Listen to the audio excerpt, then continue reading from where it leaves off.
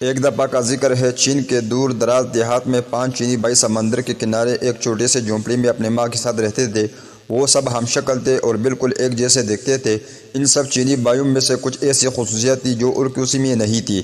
پہلا چینی بھائی پورے سمندر کو نگل سکتا تھا، دوسرے چینی بھائی کی گردن لوہے کی تھی، تیسرا چینی بھائی اپنے ٹانگیں بہت دور تک پھیلا سکتا تھا، چوتھے چینی بھائی کو آگ نہیں جلا سکتی تھی اور پانچواں چینی بھائی اپنا سانس بہت دیر تک روک سکتا تھا۔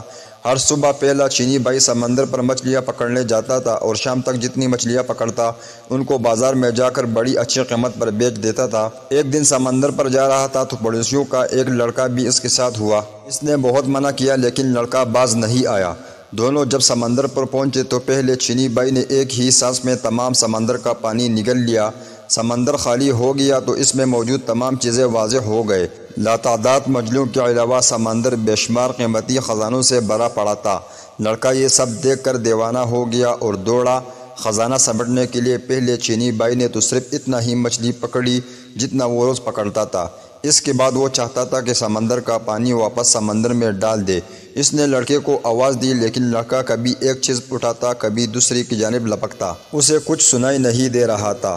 ادھر پہلا چینی بھائی اپنے منہ میں اتنا زیادہ پانی اٹھائے تک گیا تھا۔ بس بہت ہو گیا لڑکے، اب واپس آ جاؤ۔ اس نے پھر لڑکے کو آواز دی لیکن اس نے نہیں سنا۔ انتظار کر کے پہلا چینی بھائی جب بے حال ہو گیا اور اس کے برداشت سے باہر ہو گیا تو اس نے وہ پانی سمندر میں اگل دیا۔ اس کے ساتھ وہ لڑکا بھی پانی میں غرق ہو گیا۔ پہلا چینی بھائی جب اکیلا گاؤں واپس آیا تو گاؤں والوں نے اس کے لڑکے کے بارے میں پوچھا لیکن وہ کوئی جواب نہ دے سکا۔ گاؤں والے سب سمجھ گئے کہ اس نے لڑکے کو مار دیا۔ انہوں نے عدلیہ میں جا کر اس کی شکایت کر دی۔ سپاہی پہلے چینی بھائی کو پکڑ کر عدالت میں لے گئے اور لڑکے کے قتل کے جرم میں اس کو سزائے موت سنا دی گئی۔ پہلے چینی بھائی نے جج سے پوچھا، حضور والا، کیا میں آخری بار اپنے ماں سے ملنے جا سکتا ہوں؟ جج نے کہا، ہاں، اتنی رعایت تمہیں دی جا سکتی ہے۔ پہلا چینی بھائی خوشی خوشی اپنے گھر گیا اور اپنے ماں سے ملا لیکن واپس نہیں آیا، بلکہ اس کی جگہ دوسرا چینی بھائی جیل پہنچ گیا جس کے لوہے کے گردن تھی۔ چوک پر تمام گاؤں والے لوگ اکٹھے ہو چکے تھے۔ جلاد ہاتھ میں تلوار لیے مجرم کے گردن اڑا دینے کے لیے تیار کھڑا تھا۔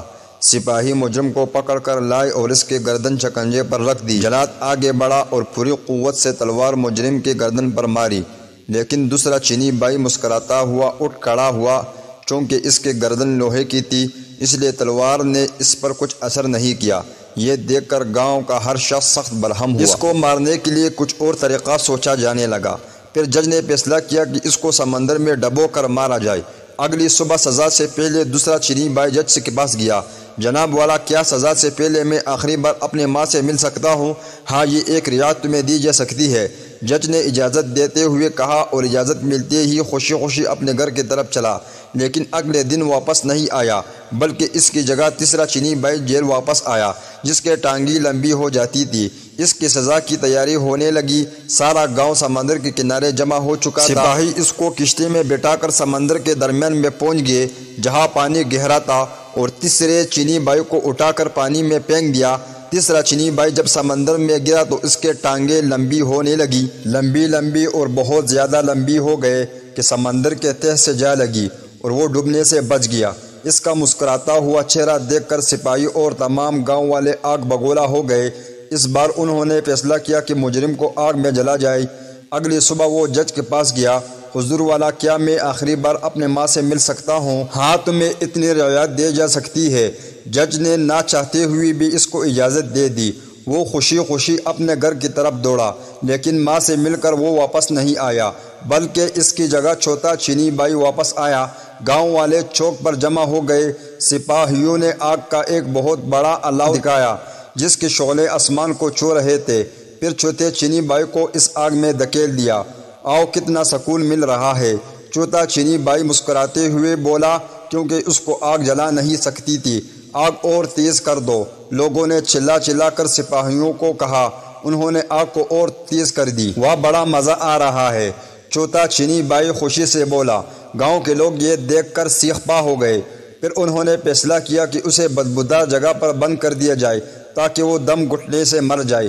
اگلی صبح چوتھا چینی بھائی جج کے پاس آیا۔ حضور والا، کیا ایک آخری بار میں اپنی ماں سے ملنے جا سکتا ہوں؟ ہاں، اتنی رعایت تمہیں دی جا سکتی ہے۔ جج بھی اسی بار غصے سے بولا۔ اجازت ملتے ہی چوتھا چینی بائی دوڑا اپنے گھر گیا، لیکن وہ اپنی ماں سے مل کر واپس نہیں آیا، بلکہ اس کی جگہ اس کا پانچواں چینی بائی آیا۔ سارا گاؤں چوک پر اکٹھا ہو چکا تھا۔ ایک بند کوٹری میں بے شمار بدبودار اور زہریلی جڑی بوٹیاں اکٹھے کر کے جلائی گئی اور پانچویں چینی بائی کو اس کوٹری میں پھینک کر تالا لگا دیا۔ ساری رات تجسس میں گاؤں والے کوتھری کے باہر بیٹھے رہے۔ صبح کو جب سپاہیوں نے اس کی لاش نکالنے کے لیے دروازہ کھولا تو پانچویں چینی بائی مسکراتا ہوا باہر نکلا، کیونکہ وہ بہت دیر تک اپنا سانس روک سکتا تھا، اس لیے بدبو سے نہیں مرا۔ لوگ یہ دیکھ کر ہکا بکا رہ گئے۔ جج آگے بڑھا اور بولا، ہم نے تمہیں ہر ممکن طریقے سے مارنے کی کوشش کی، لیکن تم ہر بار بچ گئے۔ اس کا مطلب ہے کہ تم بے گناہ ہو، لہٰذا تمہیں اس جرم سے باعزت بری کیا جاتا ہے۔ اب تم آزاد ہو۔ تمام گاؤں والوں نے بھی جج کی اس بات سے اتفاق کیا اور اس کا پیچھا چھوڑ دیا۔ وہ خوشی خوشی اپنے گھر کی طرف دوڑا، جہاں اس کی ماں اور چاروں چینی بائی اس کا انتظار کر رہے تھے۔ ان کی باقی زندگی ہنسی خوشی گزری۔